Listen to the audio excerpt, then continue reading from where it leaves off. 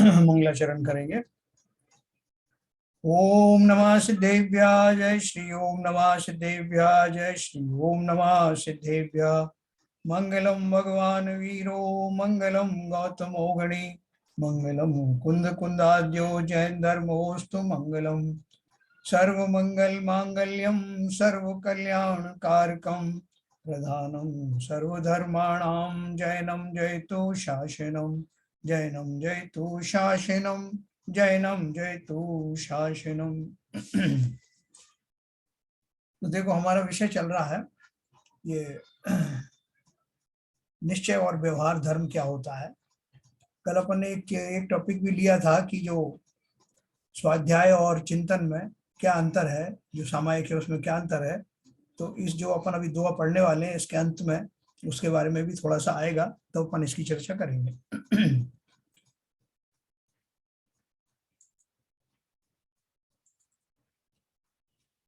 13 तक दोहे हमने पढ़े थे, 14वां दोहा हम पढ़ेंगे।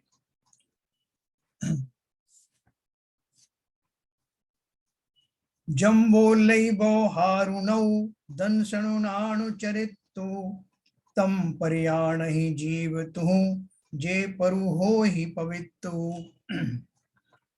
देखिए इसका अर्थ देखते हैं।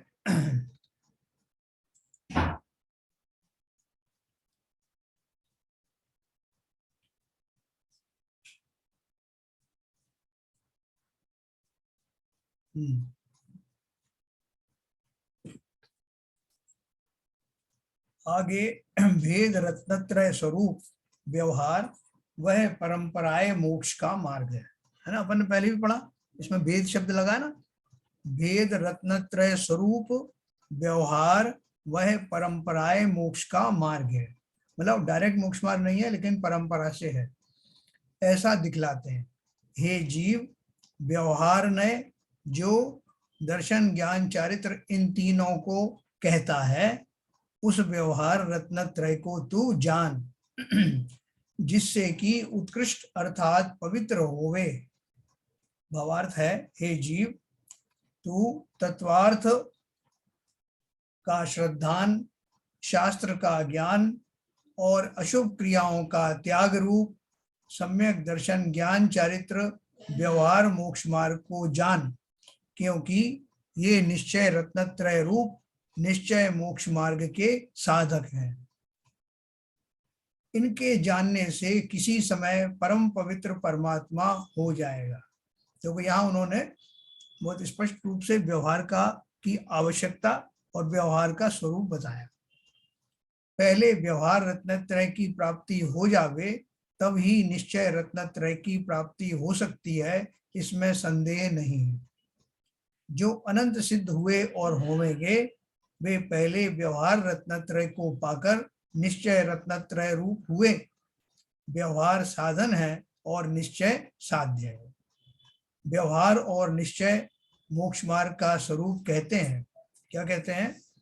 वीतराग सर्वज्ञ देव के कहे हुए 6 द्रव्य, 7 तत्व, 9 पदार्थ, 85 काय, इनका श्रद्धान, इनके स्वरूप का ज्ञान और शुभ क्रिया का आचरण, यह व्यवहार मोक्ष मार्ग है।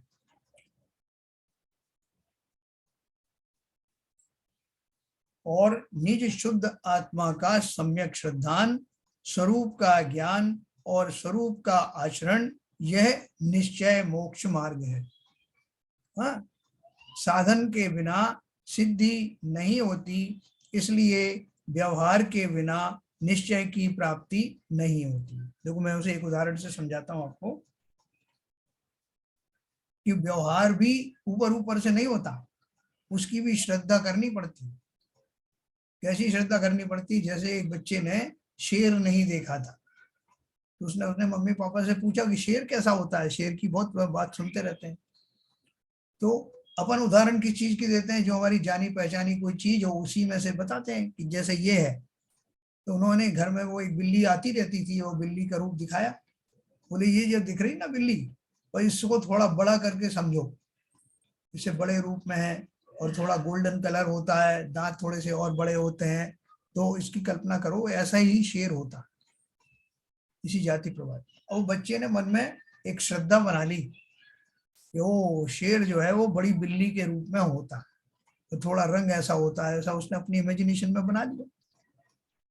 बाद में जब उसको शेर दिखाया गया, असली शेर जब उसने देखा, तो उसने कंपेयर किया अपनी जो श्रद्धा में बसा हुआ था और ये साक्षात देख करके उसको विश्वास हो गया, तो जैसा मैंने कुछ कुछ जिसका रूप समझा था लगभग वह ये तो वैसा ही है। लेकिन अब वो प्रत्यक्ष देख के उसकी जो श्रद्धा जो थी, जो उसको लक्षण बताए गए थे शेर के, उन लक्षणों से जान करके भली भांति अभी उसकी श्रद्धा उस निश्चय वाले शेर में ट्रांसफर हो गई। इसी तरह से ये जो अपन जो निश्चय व्यवहार समय और निश्चय की बात कर रहे हैं ना, ये बहुत गूढ़ अर्थ है इसका। ये 7 तत्व 9 पदार्थ, ये जो सब चीजें बताई जाती हैं, वो ऐसा नहीं कि दो तरह का जो है मोक्ष मार्ग हो, एक तो इन रूप है और दूसरा स्वरूप है। इनको जानने भर से, जैसे उसने बिल्ली को जाना, पूरा रुचि पूर्वक जाना, अच्छी समझ के साथ बिल्ली का स्वरूप समझा, और उसके ऊपर शेर कैसा होता उससे उसने उसको ट्रांसफर भी किया। तो उसी तरह से जब हम 7 तत्वों को जानेंगे, तो 7 तत्वों में सबसे पहला तत्व कौन सा है? जीव है। तो जीव को जानने के लिए और क्या क्या आसपास होता है, जीव किन किन दशाओं में किन किन संयोगों वियोगों से युक्त होता है, ये जान करके हमें उस जीव को स्थापित करना है। वो सारी घटनाएं इस जीव के आसपास ही हो रही हैं। 7 तत्व और 9 पदार्थ में जो इन रूप परिणमित होता है, इन इन स्वरूपों में परिणमित होता है, वो जीव द्रव्य ही है। और मैं स्वयं भी जीव द्रव्य हूं, ये लक्षण से मैं जान लेता हूं। 6 द्रव्य, 7 तत्व, 9 पदार्थ, इन सबसे भली भांति मैं जान क्या रहा हूं अल्टीमेटली। जैसे उस बिल्ली का स्वरूप को जानना उसको बिल्ली जानने के लिए नहीं था, बिल्ली तो दिख रही थी, उसने इस रूप से उसको अभी जाना कि मुझे शेर को जानना है, इसलिए उसने बिल्ली को भली भांति उसका अवलोकन किया एक बार, और समझ गया कि इससे थोड़ा बड़ा रूप और जो जो चेंजेस बता रहे हैं वैसा होने वाला है ये शेर। इसी तरह से जब मैं ये इनका श्रद्धांत को व्यवहार श्रद्धांत क्यों कहा और परंपरा से निश्चय का साधक क्यों कहा, है ना, इसलिए जब मैं इस व्यवहार में दृढ़ हो जाऊंगा, 7 तत्वों का स्वरूप भली भांति समझूंगा, पढ़ करके नहीं कि आप सुन लो साहब मैं भी सुनाता हूँ 6 द्रव्य कौन से होते हैं। 7 तत्व पढ़ने सुनने की बात नहीं है, श्रद्धा के पटल पर जब उन तत्वों का उसी रूप में निर्णय हो, तब वास्तव में व्यवहार सम्यक दर्शन ज्ञान और चारित्र होते हैं। इसको बिल्कुल आप सुपरफिशियल मत समझना, इसकी श्रद्धा भी बड़ी उच्च कोटि की श्रद्धा है, क्योंकि वहां से मुझे पहुंचाना है, आचार्यों को पहुंचाना है हमें परंपरा से निश्चय मोक्ष मार्ग पर। वो परंपरा यही है, जैसे मैंने बिल्ली का जो ज्ञान था उसको ट्रांसफर किया शेर में, उसी तरह से ये जो व्यवहार का 7 तत्व आदि का जो ज्ञान है उस सबको ट्रांसफर किया जाएगा निश्चय मोक्ष मार्ग के रूप। तो देखो, हे जीव तू तत्वार्थ का श्रद्धान, शास्त्र का ज्ञान और अशुभ क्रियाओं का त्याग रूप सम्यक दर्शन ज्ञान चारित्र व्यवहार मोक्ष मार्ग को जान। अशुभ क्रियाओं को क्यों छोड़ना है? क्योंकि उनको छोड़े बिना मार्ग दिखाई ही नहीं देगा, इसलिए आवश्यक है व्यवहार मोक्ष मार्ग को जान, क्योंकि ये निश्चय रत्नत्रय रूप निश्चय मोक्ष मार्ग के साधक हैं। इनके जानने से किसी समय मतलब एक समय ऐसा आएगा, इनके जानने से किसी समय परम पवित्र परमात्मा हो जाएगा। पहले देखो हो जाएगा अर्थ क्या है कि वो व्यवहार सम्यक दर्शन से नहीं हुआ, लेकिन व्यवहार सम्यक दर्शन उसकी प्रारंभिक सीढ़ियां हैं। जब भी होगा वो निज के आलम्बन पूर्वक ही होगा, लेकिन निज के आलम्बन से पहले इन सब चीजों की आवश्यकता पड़ेगी। जिसने कभी अपने को आईना देखा नहीं, उसको पहले एक बार तो देखना पड़ेगा मैं कैसा दिखता हूं, चाहे वो पानी में अपनी छाया देखे, कहीं कैसा देखे, अपने रूप को नक्की करने के लिए एक बार रूप दिख जाएगा उसको और पता चल जाएगा कि मैं ऐसा दिखता हूं, फिर तो वो जहां कहीं देखेगा पहचान लेगा कि ये मैं ही हूं। है ना। तो देखो व्यवहार का कितना उसमें बहुत बड़ा योगदान है, लेकिन योगदान तभी होगा जब व्यवहार, हम तो व्यवहाराभास है हमारा, तो हम जो ऊपर ऊपर से कुछ पढ़ लेते हैं या इधर अपने पूजन भक्ति आदि कर लेते हैं, वो तो व्यवहार भी नहीं है, वो तो व्यवहाराभास है ना। इसकी गहराई अपन समझेंगे। पहले व्यवहार रत्नत्रय की प्राप्ति हो जावे, तब ही निश्चय रत्नत्रय की प्राप्ति हो सकती है, इसमें संदेह नहीं है। जो अनंत सिद्ध हुए और होवेंगे, वे पहले व्यवहार रत्नत्रय को पाकर निश्चय रत्नत्रय रूप हुए। व्यवहार साधन है और निश्चय साध्य है। व्यवहार और निश्चय मोक्ष मार्ग का स्वरूप कहते हैं। वीतराग सर्वज्ञ देव के कहे हुए 6 द्रव्य, 7 तत्व, 9 पदार्थ, पंचास्तिकाय, इनका श्रद्धान, इनके स्वरूप का ज्ञान और शुभ क्रिया का आचरण, यह व्यवहार मोक्ष मार्ग है। और निज शुद्ध आत्मा का सम्यक श्रद्धान, स्वरूप का ज्ञान और स्वरूप का आचरण, यह निश्चय मोक्ष मार्ग है। तो अभी जो अपन ने जो बात कही ना कि जो हमने जो अभी तक की भूमिकाओं में जो हमारे जो अनुष्ठान चलते हैं, पूजन पाठ विधान आदि हम कर लेते हैं, जाप आप दे लेते हैं, तो वो अभी व्यवहार के रूप में भी ऐसे क्या बोलते हैं परिमार्जित नहीं हुए हैं। अभी उसे भी व्यवहार नहीं कहेंगे, व्यवहार धर्म, नहीं तो हम उसी को मान बैठे हैं। तो देखो साहब, आपने कहा था ना परंपरा से निश्चय मोक्ष मार्ग है, तो हो गया। 3 पूजन तो कल पढ़ी थी, 4 आज पढ़ ली, और ये आपने स्वाध्याय सुना दिया, ये हो गया ना व्यवहार मोक्ष मार्ग। अब्दुल बाब निश्चय मोक्ष मार्ग। ये जो कुछ हम जो छोटे लेवल पे कर रहे हैं ना, ये तो अभी व्यवहाराभास है। वास्तविक व्यवहार जो है, इनको जब समझने का अर्थ क्या है, श्रद्धा के पटल पर समझना। ऐसे तो आप परिभाषा पढ़ के बता दोगे, लेकिन उनको हमारी जैसे उस बच्चे को श्रद्धा होगी कि ओ बिल्ली ऐसी है और यही शेर वाली शेर बनती है, इसी के से शेर जो है समझा जा सकता है, तो बिल्ली को अच्छी तरह अपनी इमेज उसको अंदर में बिठा देता है। उसी तरह से ये 6 द्रव्य क्या है, इनका वस्तु स्वरूप क्या है, इनका श्रद्धान, इनके स्वरूप का ज्ञान और शुभ क्रिया का आचरण। अभी मैं जो शुभ क्रियाएं करता हूं इस गृहस्थ भूमिका में, मैं जो व्रत नियम संयम आदि धारण कर रहा हूँ, लोगों से अच्छा व्यवहार करने की कोशिश कर रहा हूँ, आनंद से भक्ति आदि में मन लगाता हूँ, ये व्यवहार रत्नत्रय की पहले वाली भूमिकाएं हैं। इन भूमिका को धारण करने से ही वो व्यवहार धर्म मेरे समझ में आने की संभावना है। इसलिए मैं कहता हूँ ना, बेसिक टेबल मैनर्स हमको अगर नहीं मालूम, कैसे बैठा जाए, कैसे बात की जाए, कैसे लोग आचरण किया जाए, किससे कैसे तो समाज के लोगों के साथ, समाज और दूसरे दूसरे गैर समाज वालों से कैसा व्यवहार करना, परिवारजनों के बीच में कैसे रहना, ये जो प्रारंभिक भूमिका के सदाचार है ना, इनके आए बिना तो व्यवहाराभास भी नहीं होता। इनके बाद व्यवहाराभास होता है, जो हमें थोड़ा किंचित हो रहा है, और फिर नंबर आता है व्यवहार धर्म का। तो इसको हल्के में मत लेना कि साहब निश्चय और व्यवहार 2 तरह आपने बता दिया, हम व्यवहार मार्ग से आते हैं, आप चलो निश्चय मार्ग से, मिलते हैं अपन फिर वहीं सिद्ध लोक में। ऐसे मार्ग अलग अलग नहीं है। ये परंपरा की जो बात कही जा रही है, जैसे मैंने बिल्ली को परंपरा से उसने शेर में अपना श्रद्धा को ट्रांसफर किया, उसी प्रकार से ये जो 6 द्रव्यों का श्रद्धान वाला जीव है, 7 तत्वों 9 पदार्थों का श्रद्धान वाला जीव है, जो अब परिपक्व रूप से व्यवहार धर्म में स्थापित हो गया है, व्यवहार रत्नत्रय में स्थापित हो गया है, वही आगे चलकर उसको देख करके स्व में स्थापित हो जाए। इसलिए व्यवहार को साधना भी मामूली बात मत समझना।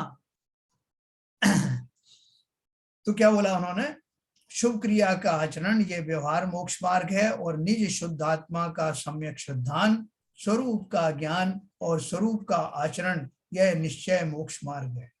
अभी जब मैंने उसको अपने दर्पण में पहली बार अपने को देख लिया, तो देख लिया, समझ में आ गया कि मैं ऐसा दिखता हूँ। अब मेरे जगह जगह फोटो खींचने लगे, ग्रुप्स में और लोगों के साथ में खींचने लगे। उन फोटो में से शुरू में तो मुझे लगता था अरे कौन कौन खड़े हैं साथ में, अरे ये तो फला है, ये तो ढिमका है। फिर धीरे धीरे करके उन सारे ग्रुप फोटोग्राफ में मैं अपने को खोजने लगा, इनमें मैं कहाँ हूँ। बाकी सबको गौण करके देखने लगा। बड़े बड़े जो है शादी के ग्रुप फोटो है, ये सब देख करके भी उन सबको देखते हुए भी ना देखा जो मेरे आसपास खड़े हैं। ढूंढ रहा हूं किसे? स्वयं को। इसमें मैं कहाँ हूं? जिसने आपका फोटो पहली बार देखा होगा ग्रुप फोटो, तो वो आपसे पूछेगा भाई साहब ये कौन है, ये कौन है, आप कहाँ हैं इसमें? अरे ये हूं ना मैं सामने। ऐसे ही संसार रूपी ग्रुप फोटो में व्यवहार रत्नत्रय के बीच में स्व कौन है? मैं कहाँ हूं? ये 6 पदार्थों में मैं कहाँ खड़ा हुआ हूँ? 7 तत्वों में मैं कहाँ हूँ? 9 पदार्थों में मैं कहाँ हूँ?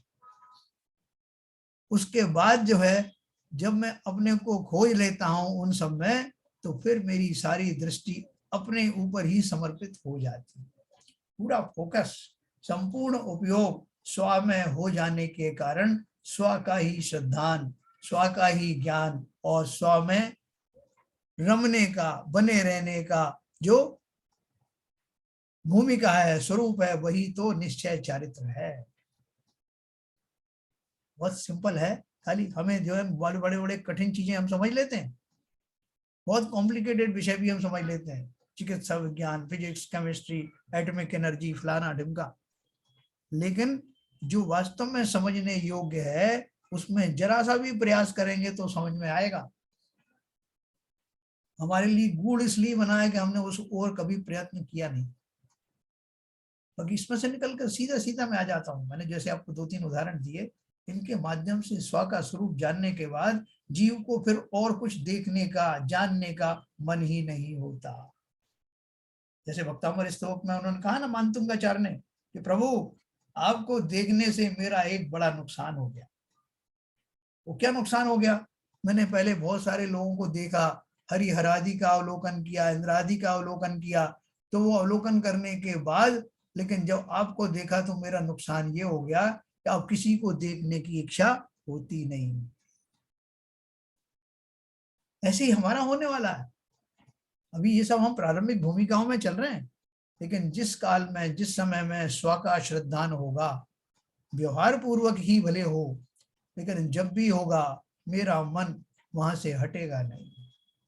ओहो यह मैं हूं, मुझे ही सुखी होना है, सुख मेरे अंदर ही बसता है, और इस सुख में रमण करने से, इस स्थिति में बने रहने से ही आनंद के स्रोत फूटने लगते हैं। ऐसा भाव घटित होता है। तो फिर देखो उन्होंने क्या एक प्रश्न पूछा इसमें, निज शुद्धात्मा का सम्यक श्रद्धान, स्वरूप का ज्ञान और स्वरूप का आचरण, यह निश्चय मोक्ष मार्ग है। साधन के बिना सिद्धि नहीं होती, इसलिए व्यवहार के बिना निश्चय की प्राप्ति नहीं होती। यह कथन सुनकर शिष्य ने प्रश्न किया कि हे प्रभु, निश्चय मोक्ष मार्ग, जो निश्चय रत्नत्रय वह तो निर्विकल्प है और व्यवहार रत्नत्रय विकल्प सहित है, सो यह विकल्प दशा निर्विकल्प दशा की साधन कैसे हो सकती है? जैसे हम बोलते हैं कांटा ही कांटे को निकालता है, तो कांटा और कांटे की मटेरियल दूसरे दूसरे कांटे का भी एक जैसा हुआ ना। तो वो कह रहे हैं कि निर्विकल्प दशा की प्राप्ति के लिए सविकल्प दशा कैसे काम में आएगी? ये प्रश्न किया था। हे प्रभु, निश्चय मोक्ष मार्ग, जो निश्चय रत्नत्रय वह तो निर्विकल्प है और व्यवहार रत्नत्रय विकल्प सहित है, सो यह विकल्प दशा निर्विकल्प पने की साधन कैसे हो सकती? इस कारण उसको साधक मत कहो। देखो कितने हिम्मत के साथ में शिष्य प्रश्न करता है। क्या कहा उन्होंने? हे प्रभु, सो विकल्प दशा है, इस कारण उसको साधक मत कहो। अब इसका समाधान करते हैं। जो अनादि काल का यह जीव विषय कषायों में मलिन हो रहा है, सो व्यवहार साधन के बिना उज्जवल नहीं हो सकता। है? जब मिथ्यात्व अव्रत कषाय आदि की क्षीणता से देव गुरु धर्म की श्रद्धा करे, तत्वों का जान पना होवे, अशुभ क्रिया मिट जावे, तब यह अध्यात्म का अधिकारी हो सकता है। अध्यात्म का अधिकारी होने के लिए क्या करना पड़ेगा? ये सबसे पहले तो मिथ्यात्व और अवृतिपना समाप्त हो। तो कौन सा गुण स्थान आ गया? चौथा गुण स्थान आ गया। और कषाय आदि की क्षीणता हो तो पंचम गुण स्थान से शुरू हो गया मामला। कषायों की किंचित मंदता हो गई ना, पहले कुछ मंदता तो वही हो गई, चतुर्थ गुण स्थान में अनंतानुबंधी चली गई, फिर उसके बाद अप्रत्यख्यान प्रत्यख्यान हो संजुलन। तो धीरे धीरे करके क्रम से जैसे जैसे मंदता होगी तो बोल रहे हैं तत्वों का जानपना होवे, जो अनादि काल का यह जीव विषय कषायों से मलिन हो रहा है, सो व्यवहार साधन के बिना उज्जवल नहीं हो सकता। जब मिथ्यात्व अव्रत कषाय आदि की क्षीणता से देव गुरु धर्म की श्रद्धा करे, तत्वों का जानपना होवे, अशुभ क्रिया मिट जावे, तब वह अध्यात्म का अधिकारी हो सकता है। ये प्रारंभिक भूमिका है, हम तो अभी इससे बहुत नीचे हैं। जैसे मलिन कपड़ा धोने से रंगने योग्य होता है, बिना धोए रंग नहीं लगता, इसलिए परंपराए मोक्ष का कारण व्यवहार रत्नत्रय कहा है। पहले वो रंगरेजों के रंग कलर करते थे ना कपड़ों पे, अभी भी करते होंगे, कहीं कलर चढ़ाते हैं तो वो क्या करते हैं, पहले जो आपका जो कपड़ा है उसको धोया जाता है, उसके जो उसमें जो ओरिजिनल जो चीजें हैं वो निकाल दी जाती हैं, और फिर उसको स्वच्छ करने के बाद दूसरा रंग उसके ऊपर चढ़ता है। तो जैसे मलिन कपड़ा धोने से रंगने योग्य होता है, बिना धोए रंग नहीं लगता, इसलिए परंपराए मोक्ष का कारण व्यवहार रत्नत्रय कहा है। क्योंकि व्यवहार रत्नत्रय से शुद्ध किया हुआ वो आत्मा अब निश्चय का अधिकारी बनने वाला है। मोक्ष का मार्ग दो प्रकार का है, एक व्यवहार, देखो बहुत अच्छे से समझना आज, क्योंकि ये हमारा अल्टीमेट गोल है। ये आचार्यों ने हमको इतना मेड इजी करके सरल भाषा में हमको बता दिया हम कहाँ खड़े हैं, आगे कौन सी स्टेप लेनी है, और फिर निश्चय रत्नत्रय की प्राप्ति कैसे होगी, बहुत सिंपल ढंग से। तो देखो मोक्ष का मार्ग दो प्रकार का है, एक व्यवहार, दूसरा निश्चय। निश्चय तो साक्षात मोक्ष मार्ग है और व्यवहार परंपरा है, अथवा सविकल्प निर्विकल्प के भेद से निश्चय मार्ग भी, निश्चय मोक्ष मार्ग भी दो प्रकार का।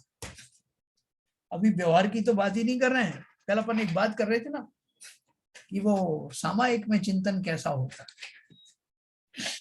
देखो अभी मैं जो पढ़ने वाला हूँ सामायिक में लगभग वैसा ही चिंतन किया जाता है। वास्तव में जैसे कल बाबू जी कह रहे थे ना कि साहब हमने तो ये पढ़ा है कि वो सामायिक के टाइम में आलोचना पाठ पढ़ना, मेरी भावना पढ़ना, वैराग्य भावना पढ़ना, ये सब किया जाता है सामायिक में, और उतना टाइम का नियम ले लेते हैं, इतने टाइम में ये सब करके खत्म कर देते हैं। वो वास्तव में वो अपना गैप फिलअप करने का तरीका है कि मैंने नियम ले लिया कि 1 घंटे सामायिक करूंगा, अब मैं क्या करूं, 1 घंटे मन तो लगता नहीं, तो ये पाठ पढ़ने लगता हूँ, फिर घड़ी देखता हूँ बीच बीच में। तो ये सब जो है, जो फिलर्स है ना, जो वो हम इसलिए पढ़ते हैं, लेकिन उन फिलर्स में भी कितना मर्म छिपा हुआ है। अगर मैं वास्तव में आलोचना पाठ पढ़ूं तो उसमें जो निहित मेरे कसूर हैं, मेरी गलतियां हैं, उनका गुण, उनकी चर्चा करते करते स्वयं में ही वो प्रायश्चित रूप आत्मा शुद्ध होने लगती है। मैं अपनी मेरी भावना पढ़ूं, वैराग्य भावना पढ़ूं, लेकिन पढ़ूं उन्हीं भाव से जिस भाव से वो लिखी गई हैं, तब मेरा वो चिंतन उस दिशा में, सही दिशा में जा रहा है। कैसे जाएगा? खाली हम उसको पढ़ने के लिए साहब देखो 5 मिनट की तो 10 मिनट की तो मेरी भावना हो गई, 15 मिनट की आपकी आलोचना पाठ हो गई, ऐसे टाइम एडजस्टमेंट कर लिया। पढ़ने की बात नहीं है। उनको पढ़ने का नियम जिसने भी बनाया वो इसलिए बनाया कि अगर आपका उपयोग कहीं स्थिर नहीं हो रहा है तो उनके भावों में घुस जाओ, 12 भावनाएं पढ़ो, इतनी बढ़िया 12 भावनाएं, एक एक भाव के साथ में आप जुड़ जाओगे, संसार की निस्सारता प्रकट होने लगेगी और जीव को वैराग्य हुए बिना नहीं रहेगा। सामायिक के उन क्षणों में आदमी वैराग्य से भर जाता है। ये है उसका स्वरूप सामायिक का। हम कहते जरूर है साहब उसमें तो पाठ पढ़े जाते हैं, पाठ पढ़ने का अर्थ समझो। और जिन्हें एक ही पाठ में मन लगता है, आगे आप देखना, उनका पढ़ना भी रुक जाता है। जब वो भाव आते हैं तो हाथ से माला छूट जाती है, मुंह से वचन निकलने बंद हो जाते। देखो आगे अपन पढ़ेंगे। अथवा सविकल्प निर्विकल्प के भेद से निश्चय मोक्ष मार्ग भी दो प्रकार का। मैं अनंत ज्ञान रूप हूं, शुद्ध हूं, एक हूं, ऐसा सो अहम। तो प्रणब में सागर जी सिखाते हैं ना, सो अहम का चिंतवन है, ऐसा ही मैं हूं। कैसा हूं मैं? अनंत ज्ञान रूप हूं, शुद्ध हूं, एक हूं मतलब होमोजीनियस हूं। समस्त गुणों के बावजूद, अनंत गुणों के बावजूद मैं एक ही पिंड में समाहित हूं। सारे गुण मेरे साथ अंदर एक साथ विराजमान है। ऐसा सो अहम का चिंतवन है, वह तो सविकल्प निश्चय मोक्ष मार्ग है। तो भावना योग या जो भी अपन करते हैं, जिस समय हम ये चिंतन करते हैं, ओ मैं अनंत ज्ञान का धनी, अनंत चतुष्टय का धनी, मैं परमात्मा का स्वरूप, मैं ऐसा परमात्मा स्वरूप हूँ, मैं अपने आप में सुखी रहता हूँ, ये सारा जो चिंतन है, चूंकि मैं प्रवृत्ति रूप से इस तरह का चिंतन कर रहा हूं, इसलिए ये सब व्यवहार में आता है, सविकल्प में आता है। व्यवहार से भी अगर आपको जो परेशानी है तो सविकल्प समझ लो। क्योंकि सविकल्प क्योंकि ये विकल्प है ना, मैं जो चिंतन करता हूं कि मैं ऐसा हूं, मैं वैसा हूं, मैं फला हूं। जब भी कोई प्रवृत्ति रूप से चिंतन होता है तो वो सविकल्प होता है। क्यों? क्योंकि निर्विकल्प का अर्थ हमने क्या समझा था? निर्विकल्प में उपयोग को एक ही जगह पर लगाया जाता है, इधर उधर नहीं भटकाया जाता। और सविकल्प में भटक तो जाता है, एक जगह तो नहीं रहता, भले ही वो उसी जाति के चिंतन हो, लेकिन है मल्टी चिंतन। मैं अनंत ज्ञानमय हूं, मैं अनंत सुखी हूं, मैं उन गुणों के भेदों में जा रहा हूं, इसलिए वो सविकल्प है। और जब उस आनंद रस में एकाग्र हो करके एक ही उपयोग में मैं रम जाता हूं, जो इतनी आसानी से होता नहीं, तब मैं निश्चय में स्थापित होता हूं। तो मैं अनंत ज्ञान रूप हूं, शुद्ध हूं, एक हूं, ऐसा सो अहम का चिंतन है, वह तो सविकल्प निश्चय मोक्ष मार्ग है। उसको साधक कहते हैं, सॉरी, हाँ, उसको साधक कहते हैं। और जहां पर कुछ चिंतवन नहीं है, कुछ बोलना नहीं है और कुछ चेष्टा नहीं है, वह निर्विकल्प समाधि रूप साध्य है, यह तात्पर्य हुआ। कभी आपने देखा कि ऐसा जो कभी भाव आता है?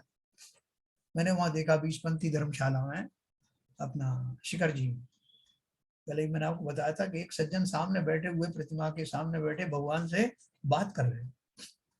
वो कवि थे, तो नए नए उनके जो दोहे और छंद बना करके, रचना करके उनकी गुण स्तवन कर रहे थे, और करते करते एकदम उनकी वाणी मूक हो गई। उन्होंने सोचा क्या हो गया, एकदम चुप कैसे हो गए? तो देखा कि वो ध्यानस्थ अवस्था में बैठ गए थे। अभी तो बड़े जोर जोर से भगवान को बता रहे थे, उनकी प्रशंसाएं कर रहे थे। फिर क्या हुआ कि हाथ से माला भी नीचे आ गई चौकी पर, मुंह से शब्द निकलने बंद हो गए, आंखें बंद हो गई, कुछ क्षण के लिए वो स्थिर हो गए।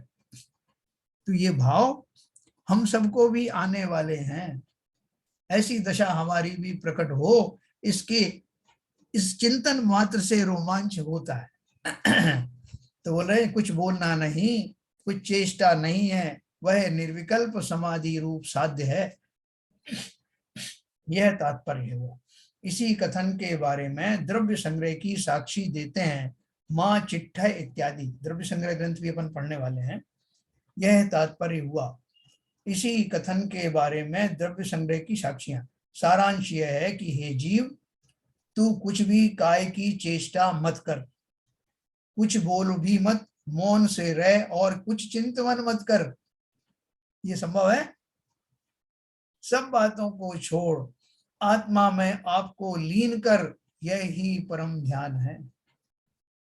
श्री तत्वसार में भी सविकल्प निर्विकल्प निश्चय मोक्ष मार्ग के कथन में यह गाथा कही है कि जम पुन सम्यम इत्यादि। इसका सारांश यह है कि जो आत्म तत्व है वह भी सविकल्प निर्विकल्प के भेद से दो प्रकार का है। दो प्रकार का है मतलब दो प्रकार से उसको समझा जाता है। आत्मा तो एक ही है। जो आत्म तत्व है वह भी सविकल्प निर्विकल्प के भेद से दो प्रकार का है। जो विकल्प सहित है वह तो आश्रव सहित है, यानी जो विकल्प वाला चिंतन है वो आश्रव वाला है, भले ही वो पुण्याश्रव क्यों ना हो, पुण्याश्रव ही होगा ना। और जो निर्विकल्प है वह आश्रव रहित है। देखो एक ही भूमिका ऐसी है जिसमें कर्म बंध नहीं होते, बाकी तो कैसा भी चिंतन करो आप, या तो पाप का बंध होगा, पाप का आश्रव होगा, या पुण्य का आश्रव होगा, वैसे ही बंद होंगे। एक ही दशा ऐसी है जिस दशा में पाप और पुण्य कुछ भी नहीं लगते। वो दशा कौन सी है? जो डिवीजन होता है ना, जो फाउल होते हैं उसके ही होते हैं। कि निर्विकल्प दशा में रहने वाला जीव जब आत्मा के चिंतन में खो जाता है, उस परम दशा में किसी तरह का पाप पुण्य नहीं लगता। वो अभी चल रहा है ना बात को कि वो सब यूक्रेन नाम का जो कंट्री यूक्रेन, उसको न्यूट्रल होना पड़ेगा। कि न्यूट्रल मतलब वो किसी की तरफ ना हो, ना इसकी तरफ ना उसकी तरफ। अपन से भी बहुत से झगड़ा होते हैं, बोल साहब उनको बुलाओ, वो न्यूट्रल आदमी है, उनको किसी से कोई मतलब नहीं। हाँ, तटस्थ। ऐसा तटस्थता का भाव रखने वाला जीव, निर्विकल्प दशा का अधिकारी जीव, वही पाप पुण्य दोनों से परे हो जाता है। उसको ना ये बुरा कहता ना वो बुरा कहता, किसी तरह का आश्रय होता नहीं। उस दशा में मुझे जाना है, न केवल जाना है, वहीं ठहर जाना है। और वहीं ठहर जाने का नाम निश्चय चारित्र है, यथा योग्य चारित्र है। ऐसे चारित्र का मुझे इंतजार है। तो आगे क्या बोला उन्होंने? जो आत्म तत्व है वह भी सविकल्प निर्विकल्प के भेद से दो प्रकार का है। जो विकल्प सहित है वह तो आश्रव सहित है, और जो निर्विकल्प है वह आश्रव रहित है। इस तरह पहले महास्थल में अनेक अंतर स्थलों में से 19 दोहे के स्थल में 3 दोहों के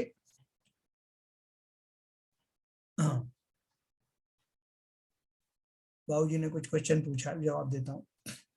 19 दोहों के स्थल में से मोक्ष मार्ग का ये कथन किया।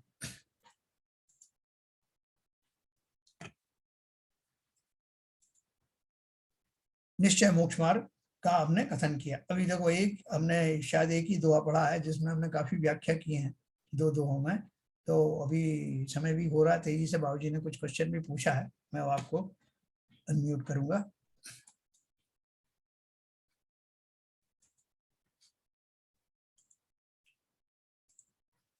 बोलिए बाबूजी।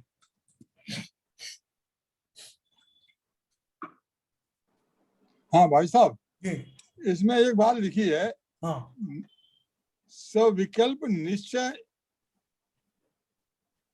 निश्चय मार्ग। तो हाँ। सविकल्प तो किसी भी दशा में नहीं हो सकता। निश्चय निश्चय निश्चय मोक्ष मार्ग, सविकल्प तो किसी भी दशा में नहीं हो सकता। क्यों? जिसमें विकल्प मौजूद हैं, जिसमें अभी जो निश्चय माने होता है कि निर्विकल्प, और निश्चय माने ये भी होता है स्वयं में स्थिर हो जाना, वो निश्चय कहलाता। अब जब आप एक तो कहे सविकल्प कह रहे हो, फिर उधर कह रहे हो निश्चय मोक्ष मार्ग है, ये कुछ मेरे को तो कुछ नहीं मिल रहा है, जम रहा है। आप जा देख लो, अगर आप समझा दोगे तो ठीक है। देखो आपने बात ठीक करी है। अपन देखो, अपन ने इसका जो व्यवहार और इसका दोनों में जो कैटेगराइज किया है ना, वो क्या किया है? 15वां पढ़ा था ना हमने, 14वां पढ़ा, इसी में 14 वाले में है। देखो मोक्ष का मार्ग दो प्रकार का है, एक व्यवहार, दूसरा निश्चय। निश्चय तो साक्षात मोक्ष मार्ग है और व्यवहार परंपरा से है ना। तो अथवा सविकल्प निर्विकल्प के भेद से निश्चय मोक्ष मार्ग भी दो प्रकार का है। इसके पहले उन्होंने निश्चय और व्यवहार में से निश्चय क्या है और व्यवहार क्या है ये बताया था। क्या बताया था देखो, निश्चय मोक्ष मार्ग,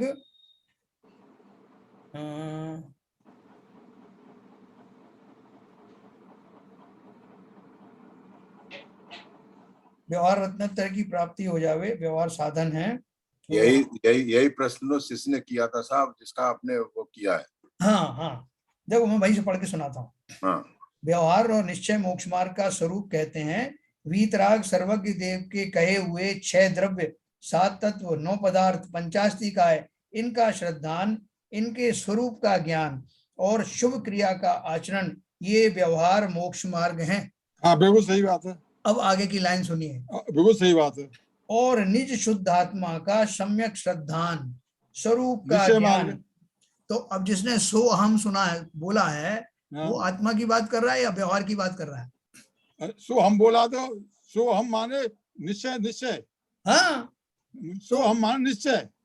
तो आप वो कह रहे हैं ना कि वो तो जो है निश्चय में नहीं आएगा, निश्चय में नहीं, आएगा ना वो। सो हम जो कहेगा हाँ। वो सब विकल्प नहीं होगा। अरे विकल्प है ना, सो हम का अर्थ क्या है?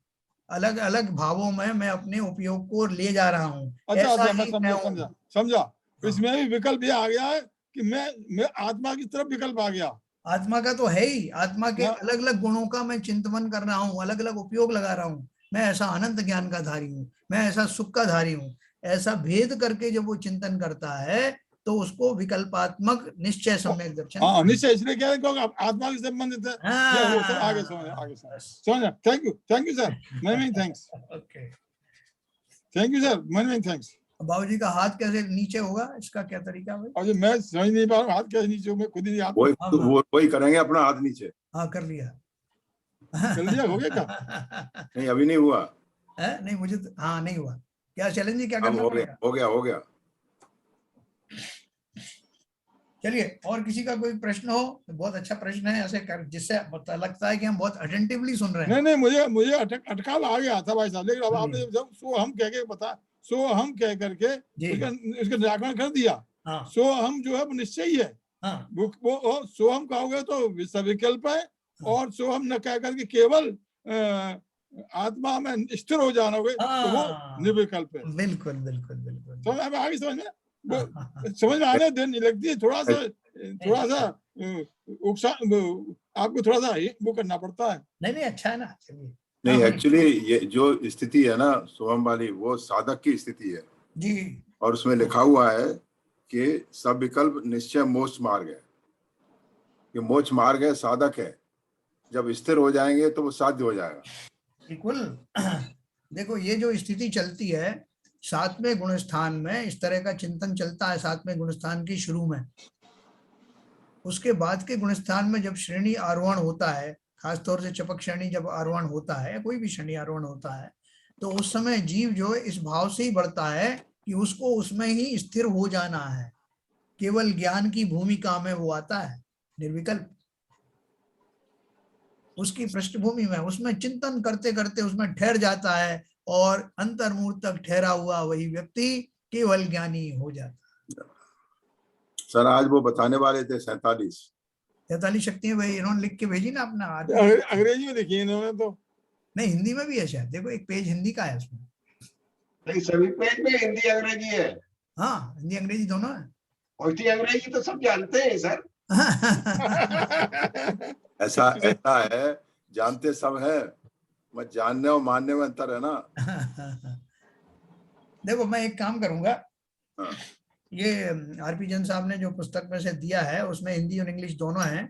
मैं आपको जो है वो जो उसको परिशिष्ट जो दिया है समय सार आदि में, उसका पूरा का पूरा आपको उस पर ग्रुप में डाल दूंगा।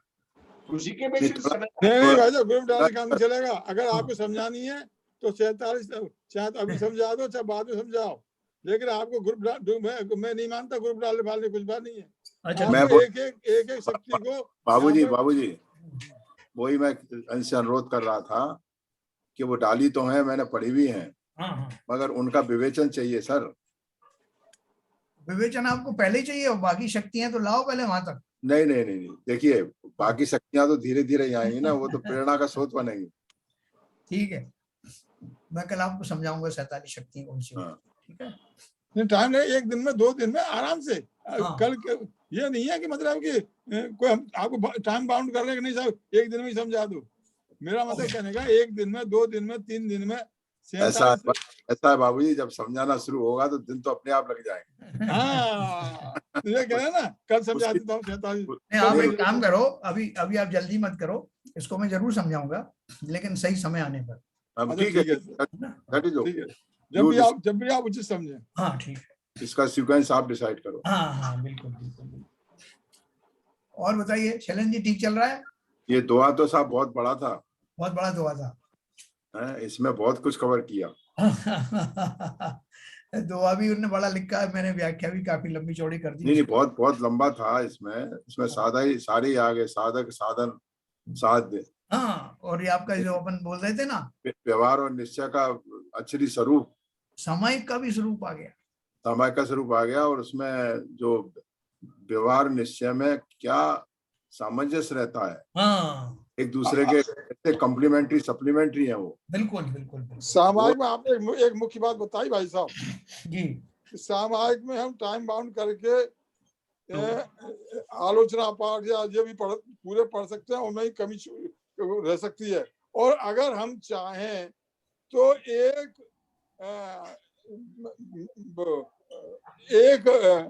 एक ही कोई जो है अपना जो एक को भी हम 48 मिनट तक चिंतन कर सकते हैं। बिल्कुल बाबूजी, असली बात जो कही आप में जैन साहब ने, 12 भावना का एक दुआ आया साहब। सुनिए बाबूजी ने, जैन साहब ने एक ही बात कही कि 48 मिनट में हम डिसाइड कर लेते हैं कि आलोचना पाठ पढ़ना है, मेरी भावना पढ़ना है, ये 12 भावना पढ़ना है, 48 मिनट पूरे करने हैं। वो सब एक क्रिया है, वो सहायक नहीं है। वो हमारा एक जो नियम होता है कि 48 मिनट तक हम क्या कहते हैं ये करेंगे, और वो क्रिया जैसे पूजा करके 3 पूजा करनी है, 3 पूजा हो गई, क्रिया हो गई। अगर वही आलोचना पाठ अगर आप उसको समझ के उसको धारण करके आचरण में लेके करेंगे, तब वो सामायिक और वो ध्यान की तरफ जाएगा। वो देखो, अणुशक्ति नगर में हम थे जब वहां, तो वहां क्या श्वेतांबर दिगंबर में कोई भेद नहीं होता था। यस, ज्यादातर लोग जानते नहीं थे कौन श्वेतांबर है कौन दिगंबर, सब सर्विस क्लास के लोग थे। तो क्या होता था कि हम जो परिवेशन वहां मनाते थे 18 दिन का मनाते थे, 8 दिन उनके और 10 दिन अपने। अब वो उनमें जो श्वेतांबर भाई थे उनको एक थोड़ा सा वो विकल्प आता था कि साहब जो हमारे श्वेतांबर भाई पूरे नहीं रहते वो प्रतिक्रमण के दिनों में, वो प्रतिक्रमण का एक समय उनने फिक्स किया हुआ था, और प्रतिक्रमण में बोले वो श्वेतांबर नहीं रहते, दिगंबर तो फिर भी आ जाते हैं साथ देने के लिए। तो मैंने कहा कि मैं साथ रहूंगा आपके, लेकिन एक शर्त रहेगी कि जो प्रतिक्रमण पाठ आप पढ़ोगे वो अर्थ सहित पढ़ना पड़ेगा। आप यकीन नहीं करेंगे कि उन्होंने वो टाइम बाउंड उनके पाठ लिखे हुए हैं प्रतिक्रमण पाठ, लेकिन एक का भी एक लाइन का भी अर्थ उन्हें नहीं पता, पूरा टाइम निकालते हैं। मैंने कहा इसका अर्थ समझ में आ रहा है आपको, क्या लिखा है इसमें? बोले साहब आज तक नहीं समझा, हमें तो ये पता है कि इतनी देर तक ये पढ़ना है। रियल आपको ये सिचुएशन बता रहा हूं मैं, ऐसी सिचुएशन दिगंबरों में भी है, श्वेतांबरों दोनों में ही है। और कोई ऐसा ये तो आप प्रतिक्रमण कह रहे हैं। मैं आपको बताऊं, माफ करना, मैं आपसे पहले माफी मांग रहा हूँ। तो आज लोग जो हमारे कुछ तो जो जैन मंदिर दर्शन करने जाते हैं, जो बोलते हैं चत्तारी मंगलम हंता मंगलम, ये पूरा बोलने के बाद में ये भी नहीं मालूम है कि इसका अर्थ क्या है। मैं सही बता रहा हूँ मैं आपको। और अगर आप बिना किसी बुरा माने किसी दो चार 5 आदमी पूछोगे तो 5 आदमियों में मुश्किल से आपके 2 आदमी मिलेंगे जो इसका अर्थ बता देंगे आपको। बाबूजी, उसका कारण क्या मालूम है? जी, उसका कारण है बचपन से बच्चे को माँ सिखाती है नमोकार मंत्र, चत्तार मंगलम, रंता मंगलम, और वो जो सीख जाते हैं वही बोलते रहते हैं। किसी ने अर्थ समझा?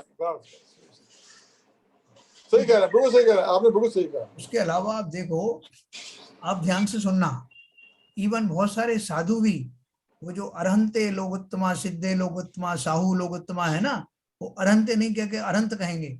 यस, सिद्ध कहेंगे, और भी बहुत लोग- सारे उसमें अपभ्रंश आप सुनना कभी। नहीं नहीं, वो लोगत्तमो आता है ना लास्ट में, हाँ, धर्म लोगोत्तमो। हाँ वो बोलते नहीं है लोग, सही उच्चारण नहीं होता है साहब। हाँ, जब जो प्रतिभाधाई तक भी ऐसे ही कह। अरे देखिए साहब, ये शानदारा जब चलती है, ये मैंने कई बार बोला भी है बीच में, उसका सही शब्द है छिंदी छिंदी बिंदी बिंदी। हाँ लोग बोलते हैं छिंदा छिंदा बिंदा बिंदा, हाँ हाँ, उनको कई कुछ लोग नहीं करना, बोलते हैं छिंदे छिंदे बिंदे बिंदे। वो उसकी और ये चिन्ह आज आज आज भी ये प्रचलन अभी चल रहा है अपने मंदिर में। हाँ, सभी बहुत सारे मंदिरों में। नहीं नहीं, अपने मंदिर में अभी भी चल रहा है। हमारे जो स्टॉन्च अभिषेक और शानदारा करने वाले डेली, हाँ अभी भी वही बोलते हैं, छिंदी छिंदी बिंदी बिंदी नहीं बोलते, छिंदा छिंदा बिंदा बिंदा, छिंदे छिंदे हाँ, बिंदे। चिंदा चिंदा बिंदा बिंदा बोलती हैं माया ये ये कितना ही गलत है। समझा दिया। उन्होंने तो शांति धारा की चिंदी चिंदी कर दी। हाँ, चिंदा चिंदा बिंदा बिंदा हिंदी बोलते छिंदी बिंदी बिंदी बोला मानते ही सुनिए। नहीं है कोई। छिंदी छिंदी बिंदी बिंदी सही शब्द है बाबूजी। हाँ, सही कह रहे हैं आप। हैं, तो क्या बोलते हैं आप इस पर ध्यान देना। छिंदी छिंदी बिंदी बिंदी बोलते हैं तो। कई बार मैंने इसके लिए उद्बोधन करके अनुरोध भी किया है सबसे हाँ, कि भाई सही शब्द ये है, इसका क्या कहते हैं, विध्वंस मत करो, उससे शानधारा की अभिनय होती है। सही बात है। एक अपन वो शब्द बोलते हैं तदास्तु और सदास्तु, तथा सदास्तु होता है, तो उसको लोग तथास्तु कह देते हैं। तथास्तु हाँ, मैं भी कहा शुरू में मैं भी कहा करता था बहुत पहले, तथास्तु होती होगी। ये तो बाबूजी ने सुधरवा दिया कई सालों से। हाँ, सदास्तु पहले तथास्तु बोलते थे, बाबूजी ने कह के वो सदास्तु करवा दिया है। ये तो मुझे मालूम है अच्छी तरह। तो देखो भैया, तो जैन साहब जी, तो मैं वापस सब्जेक्ट पे ही आता हूँ। हाँ तो सब्जेक्ट पे जो मतलब अरहंत के जो मतलब अपने जो उनके मोक्ष के जो साधन है, जी, आचरण है, हाँ वो उन विकल्पों पे मतलब ध्यान करना, तो वो विकल्प नहीं हो, वो तो मतलब एक तरीके से उसी तरफ हो गए। विकल्प कहाँ हुए? जैसे हम जो अपने साधना में, अपने ध्यान में उन चीजों को हम ध्यान कर रहे हैं, उनकी साधना को ध्यान कर रहे हैं, उनके गुणों का ध्यान कर रहे हैं, कभी उनके तो वो जो गुण है वो तो विकल्प नहीं हुए ना, वो तो उनके एक तरीके से साध्य हैं वो तो। नहीं साध्य तो है। देखो चैलेंज ऐसा है, अपन बोलते हैं किसी आदमी का मन बहुत चंचल है, फिर बोलते हैं उसकी चंचलता थोड़ी सी कम हुई। इन दोनों स्थितियों में क्या भेद हुआ कि पहले उसका चिंतन जो है, अभी मंदिर में बैठा है और याद आ गया उसको वहां पे अपना कोई फैक्ट्री की बात याद आ गई, या वहां से कोई शादी ब्याह का प्रसंग याद आ गया, तो मन की चंचलता बहुत तीव्र होने से विकल्प बहुत जल्दी जल्दी और बहुत सारे आते हैं। लेकिन जैसे जैसे चंचलता कम होती है, वो उपयोग उनका जो इधर उधर जाने का उपयोग कम हो जाता है, वो उनकी वैरायटी कम होने लगती है, उनमें स्थिर कम आइटम्स में ही वो स्थिर होने लगता है। तो इसलिए उस अपेक्षा से तो वो निर्विकल्प होता जा रहा है। लेकिन अभी जो है अध्यात्म में भी बहुत सारे भेद हो सकते हैं जिनमें वो जो उसका ध्यान जा सकता है। स्व का चिंतन करते करते भी उसमें, जैसे अपन ने प्रवृत्ति रूप से जैसे भी बात करी ना, एक चिंतन तो ये है कि मैं अनंत ज्ञान का आधारी हूँ, मैं अनंत जो है श्रद्धा गुण का आधारी हूँ, या अपने अनंत चतुष्टय के ऊपर जा रहा हूँ, फिर मैं बहुत सुखी रहता हूँ, जो मैंने स्वाध्याय में पढ़ा वो सब लगा करके मैं चिंतन कर रहा हूँ। तो वो जो भेद मेरे पड़ते हैं चिंतन में, निर्विकल्प दशा का अर्थ क्या है? जब एक ही टॉपिक के ऊपर में चिंतन हो तो उसे निर्विकल्प दशा कहते हैं। जहां जिस क्षण जिस समय जो टॉपिक बदलते जाएंगे, गुणों का मतलब स्वावलंबन करना अलग अलग, दशा कहलाएगी वो विकल्प दशा है। भले ये ही मतलब आध्यात्मिक विकल्प है, व्यावहारिक विकल्प नहीं है। हाँ, उतना तो फायदा हुआ ना आपको कि आप वहां से हट गए, इसलिए निश्चय की कैटेगरी में रखा उसको। सांसारिक विकल्प से आप आध्यात्मिक विकल्प में आ गए, इतना अंतर है। अध्यात्म के अलावा भी अभी व्यवहार रूप से जो क्रिया है, 7 तत्व होते हैं, 9 पदार्थ होते हैं, उनका चिंतन भी कर सकते हो ना, वो भी विकल्प हुए, व्यवहार के खाते वाले विकल्प हैं। यस, और निश्चय के खाते वाले, जैसा भी बाबू जी ने पूछा था, वो है ना। देखो ये सब हमको करना है, हमने जो कुछ अभी एब्स्ट्रैक्ट पढ़ा ना आज का, यही हमारा अल्टीमेट गोल है, बाकी सब इसी का विस्तार है। लेकिन ये जब तक साथ होगा जब तक अपने को रस नहीं आएगा, अपने को मतलब वो जो उसके 1 घंटे के लिए हम इंतजार करें कि वो घंटा आ जाए और हम फ्री हो जाएं और जाके बैठें, जी तब तो उसका मजा आएगा। और केवल एक घंटा हो गया और बस अब 1 घंटा होने वाला है, मेरे को बस बैठना है, अब 1 घंटा तो बैठना पड़ेगा, तो उसमें फर्क आ जाएगा, तब तो मतलब सिद्ध हो सकता है ये ध्यान। मैंने आपको मतलब फिर ये प्रारंभिक शरण जी, प्रारंभिक दशा में तो ऐसी स्थिति बनती है, लेकिन धीरे धीरे वो स्थिति कम होती जाती है, और जब रुचि बढ़ जाती है तो फिर यही दिखाई देता है, वो नहीं दिखाई देता। पहले अपन उपन्यास पढ़ते थे ना शैलेंद्र जी, प्रारंभिक दशा में ऐसी, आप जो कह सही कह रहे हो, ये घंटा काटना है हमें, तो प्रारंभिक दशा में ऐसा ही है, और जब आपकी रुचि बढ़ेगी तब फिर 1 घंटा भी कम लगने लगेगा आपको। बाबूजी आप कहते हैं ना, पहले मेरे को मंदिर में प्रवचन में आता हूँ, कभी कभी आता था, कभी नहीं आता था। हाँ, जहाँ इनके बारे में देख लो है, और जब से क्या कहते हैं ये प्रवचन शुरू हुआ है, तो मैं अभी शायद एक भी दिन मैंने मिस नहीं कर पाया हूँ, कहीं भी रहा हूँ, 1 आध दिन हमारे जरूर। पास उदाहरण मौजूद है भाई, सीवी जैन साहब उदाहरण है हमारे। हाँ। अरे अभी मैं तो देखो अपना ससुराल हुआ है, जयपुर हुआ है, अलवर हुआ है, जहां जहां गया वहां ने स्वाध्याय नहीं छोड़ा, तो वहां वो हाँ। सब ताज्जुब करते थे, आपको लत लग गई क्या इसकी? हाँ, वही बोलते हैं, लत लग गई क्या? बोले हाँ बिल्कुल। मैं तो ये बोलता हूँ, लत लग जाए तो अच्छा ही है। हाँ बिल्कुल। ट्रेन में भी अपन जाते तो जब जब समय आता है अपने को याद आती है, बोले हम कनेक्ट हो पाए या ना हो पाए। नहीं साहब, कनेक्ट हो जाते हैं। मेरा तो जियो इतना बढ़िया चलता है ट्रेन में कि निर्बाध क्या कहते हैं प्रवचन सुनता हूँ। हाँ, बहुत बढ़िया। सही बात। तो चलिए हमारी यात्रा ऐसी चलती रहे और ऐसा ही रस हमको आता रहे, एक दूसरे को हम ऐसे ही रुचिवान बनाते रहें, इसी भावना के साथ आज की बात समाप्त करते हैं। जिनवाणी स्तुति करें। मिथ्यातम नाश वे को, ज्ञान के प्रकाश वे को, आपा परोभास वे को, भानु सी बखानी है, छाहों द्रव्य जान वे को, बंध विधि भान वे को, स्वपर पिछान वे को, परम प्रमाणी है, अनुभव बताए वे को, जीव के जताए वे को, काहू न सताए वे को, भव्य और यानी है, जहाँ तहाँ तार वे को, पार के उतार वे को, सुख विस्तार वे को, यही जिनवाणी है।